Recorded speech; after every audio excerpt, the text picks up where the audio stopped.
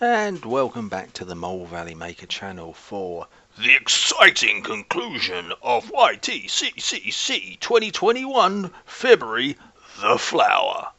Anyway, that's enough of that. We're going to start with a piece of elm on the lathe, and we're going to, I'm sure there's a technical term for this, but we're going to create the inner petals. So this is a piece of elm. It's actually in bowl orientation rather than spindle orientation. So I'm at it with the bowl gouge, just first of all rounding it up. It's had a couple of flat spots in it.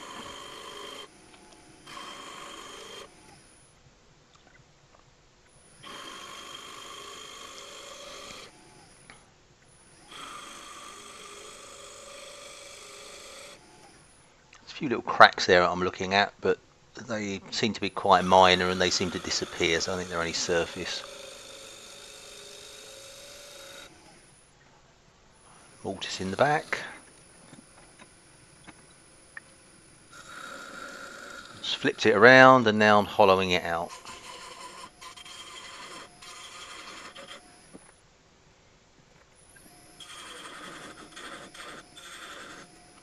Kind of going for a trumpet sort of shape.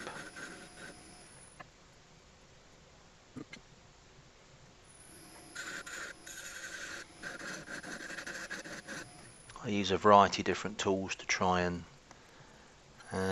get this out. I'm not trying to go ultra thin on this. I'm going to do a bit of carving that you'll see in a minute. Well, what I loosely call carving. Decided I needed a little bit of help in the centre, so I use a Forstner bit to hog out some of the wood. Continuing with the bowl gouge.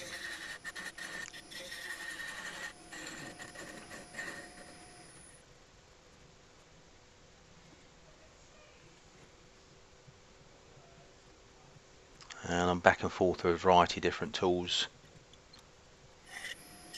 Smaller bowl gouge. Standard scraper, half round scraper.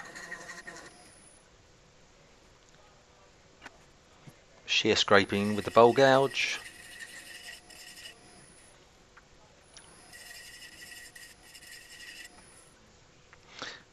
Glenteagle cupped carbide hollowing tool. Back to the traditional scraper.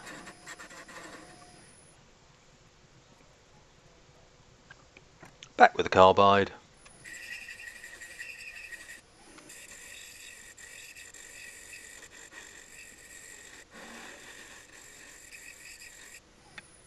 And back with the scraper again. Then I need to get a flat spot in the bottom, so I use a square carbide just to cut that out.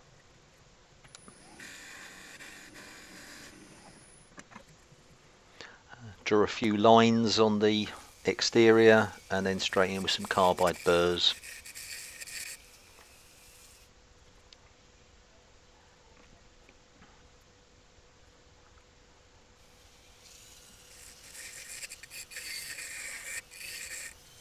It's a cheap set of burrs I bought from eBay, supposedly carbide, but in reality they might just be high-speed steel.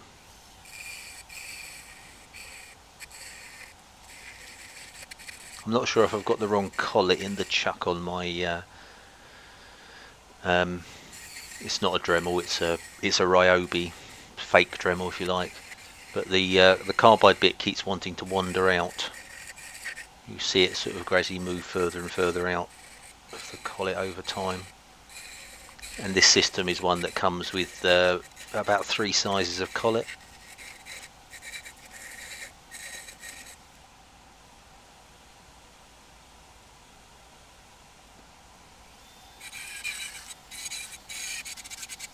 I changed burr there to try and get a different edge on it.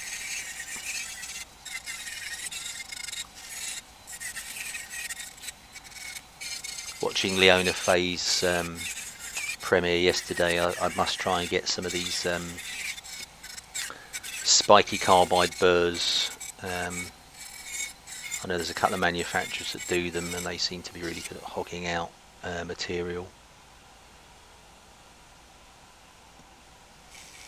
And then with a small sanding drum, just to try and even up and smooth out some of the cutting marks.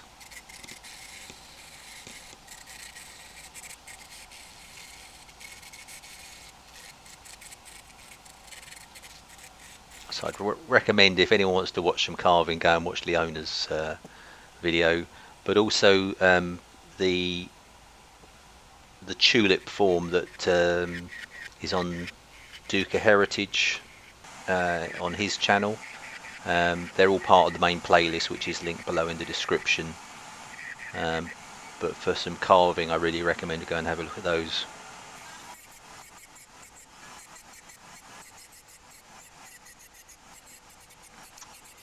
So you probably saw there, I started off with a carbide cutter, but then decided the cutting wheel was going to do a better job, and then using a rotary wire brush just to kind of tidy up the ends of the petals.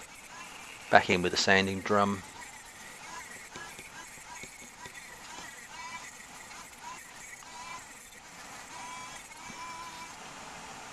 And then we move on to the middle section. Again, I'm sure that's got a technical term, but for here it's the middle section. Got a Norway Maple spindle, blanking the chuck this time, using my radius skew, because I know some of you love a little bit of skew action.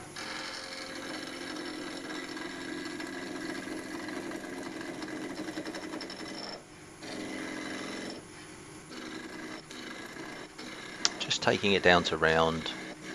All sorts of ways you can do this.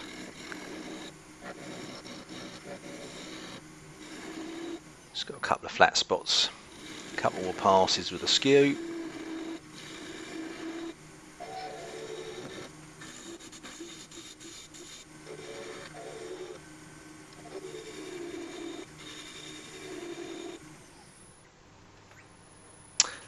And now I'm moving in with a traditional Robert Sorby 3/4 inch skew. I do find if you want to do this end grain peeling cut, which is a really great cut to be able to do, it leaves such a clean finish on the softer woods, but you do need a traditional skew. I find that a very difficult cut to do with the radius skew.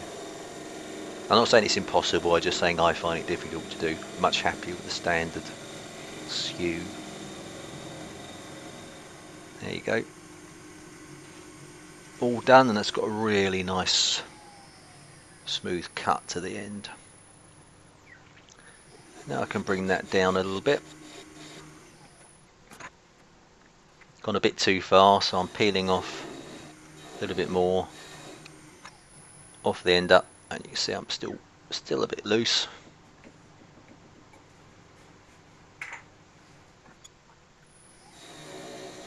Another peel off, and I find that acceptable.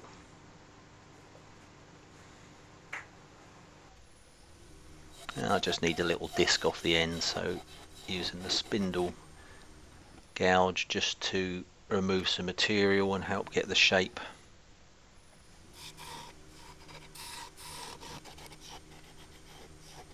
And I'm going to part that off using a skew.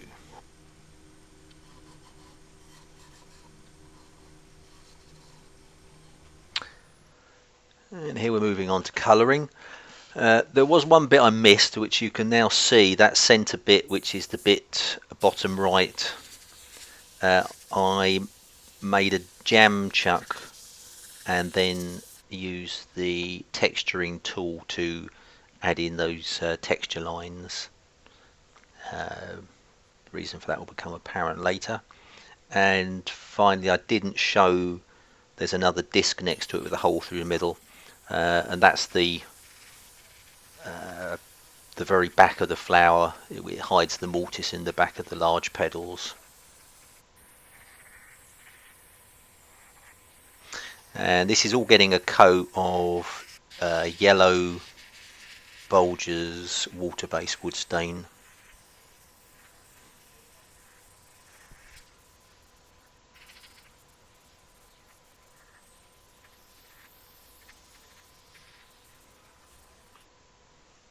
being water based, it does dry a little bit lighter than as you're building up coats. It tends to go dark, and then during the drying process, it lightens up again.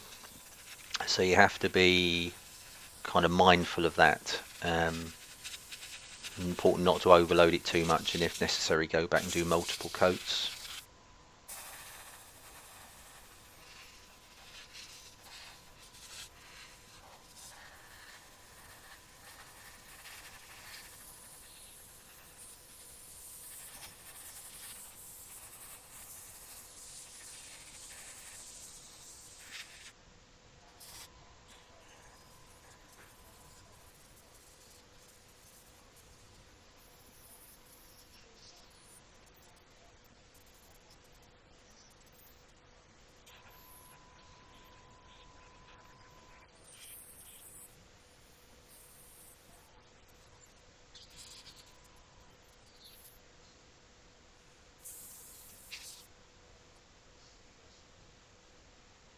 I've gone off to find a small paintbrush.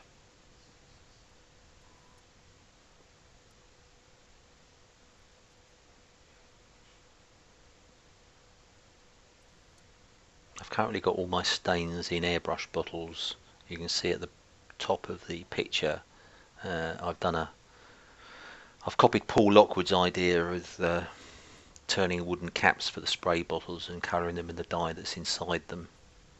Works really well.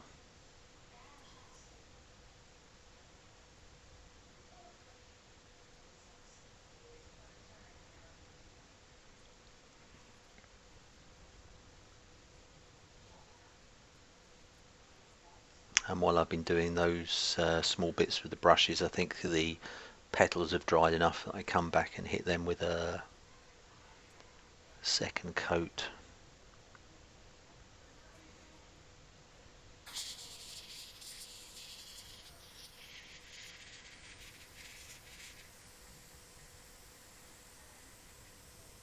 I had previously done a bit of a colour test because I wasn't sure how the elm was going to take the yellow colour.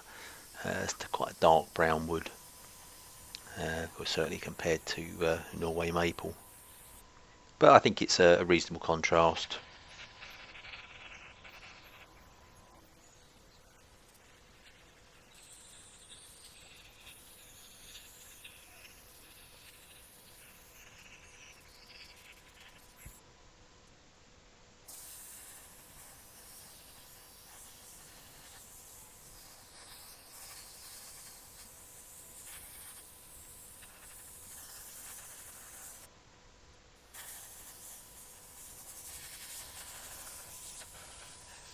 And here we are, the grand reveal.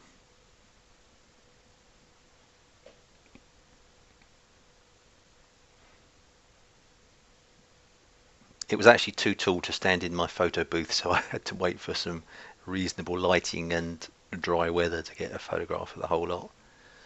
And there it is, and you can see right in the centre I've used some gold embellishing wax just to highlight the texturing. And there it is in the bright sunshine. So, thanks very much for watching. Hope you enjoyed that.